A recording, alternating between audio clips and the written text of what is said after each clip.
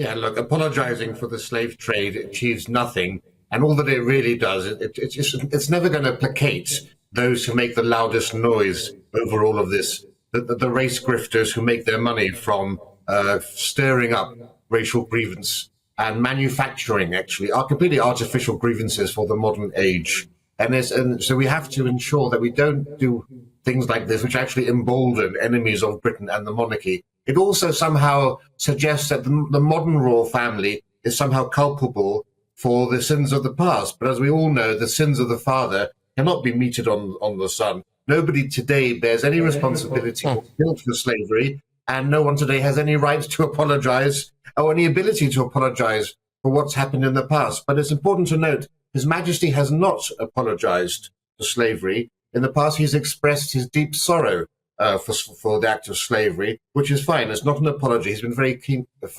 finely tuned statement that he made there. The question is what more, Rafe, because he's apologised. Well, not apologised. Sorry, he said he's profoundly, saddened by the whole thing. So's William. Okay, so these are two people very recently who've come out and acknowledged that the slave trade is bad. Everyone with a head on their shoulders knows that the slave trade was bad. Okay, so what more do these people want from King Charles? And these idiots who are outside now, as King Charles goes and attends a church service with "Not my king."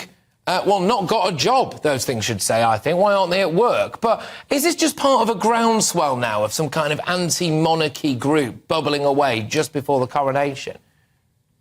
Well, it's no surprise that you're having these sorts of stories leak now in this critical period between the king's accession and the coronation, when actually all focus is supposed to be on the positive side of monarchy. The king is supposed to be renewing his bond, renewing the bond and the covenant and contract between the monarchy and the people. And we should actually be trying to create the most positive vibe for the nation to come together, because, it's things like the coronation and jubilees that provide those rare opportunities in this country when we can come together and create moments of national unity and have a coming together and a social cohesion with street parties and so forth.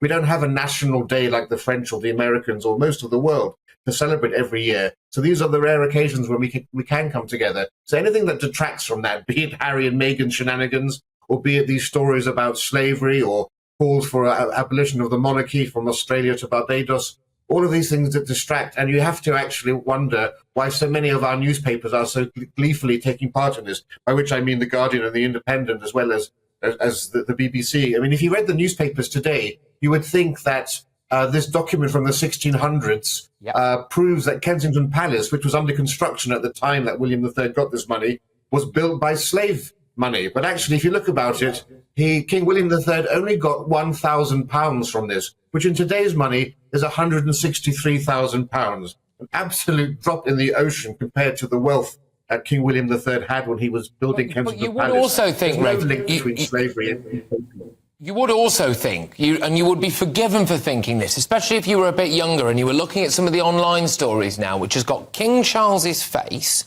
and then slave trade written all over it. In this day and age at the minute, you would be forgiven for thinking that King Charles himself personally, as a result of these articles, has got something to do with the slave trade.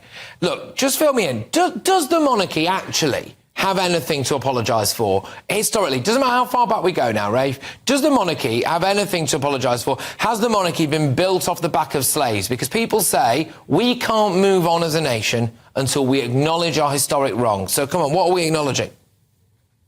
All right, well, look, in terms of the economy, only 3% of the British economy in around 1770 had any relation to the slave trade. So this myth that we hear a lot in this country now, that the empire, the industrial revolution, and the monarchy's wealth was built on slavery, is absolute nonsense. The trade in sugar, which was one of the great slave trading commodities, was no bigger than hops and the items made in the brewing industry. No one today claims that it was beer that built the industrial revolution or the empire or the monarchy's wealth, and yet that's a comparable amount of money to what we're talking about here. And yet all of this has been completely glossed over by the media and by academics who have ulterior motives at play here, which is to undermine the monarchy, undermine Britain, and indeed undermine the West and our values. Look, the past is the past. In the 1600s, we were executing people for witchcraft in England. Yeah. It's time that we got some perspective over this.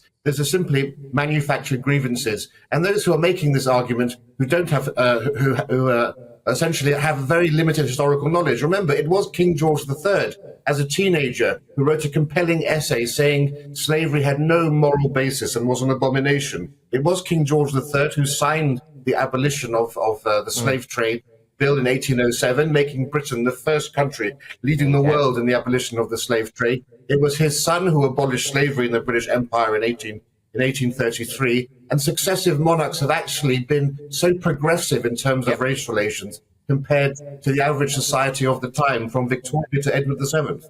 Look, Rafe, thank you very much. That was absolutely fantastic. Rafe Heydel-Mankoo there, royal historian and absolute fan favourite here on GB News.